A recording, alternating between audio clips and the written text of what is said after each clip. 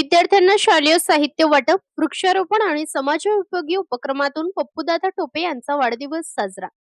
खेड कृषी उत्पन्न बाजार समितीचे संचालक तथा वाकी बुद्रुक गावचे माजी सरपंच माननीय पै विनोद उर्फ पप्पूदादा टोपे यांच्या वाढदिवसानिमित्त वाकी बुद्रुक येथे विविध समाजोपयोगी उपक्रमांचे आयोजन करण्यात आले.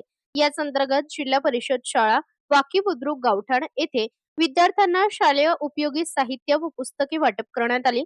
तसेच शाळेला साऊंड सिस्टीम भेट देण्यात आली.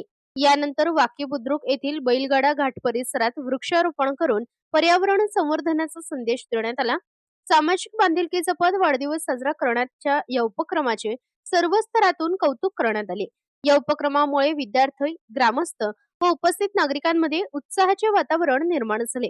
उपस्थित मान्यवरांनी विद्यार्थ्यांना शिक्षणाचे महत्त्व पटवून देत मनापासून अभ्यास करण्याचे आवाहन केले.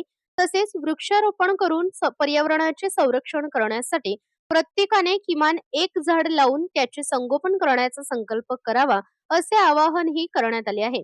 यावेळी सरपंच सौ सोनलताई टोपे, उपसरपंच रमेश शेठ टोपे, किरणदादा टोपे, किरणदादा कड, डॉक्टर दादासाहेब गारगोटे, विश्वास भाऊ टोपे, साईनाथ शेठ गारगोटे, गौरवदादा टोपे, गणेश शेठ गाडगे यांच्यासह ग्रामस्थ, शिक्षक, विद्यार्थी व पालक मोठ्या संख्येने उपस्थित होते.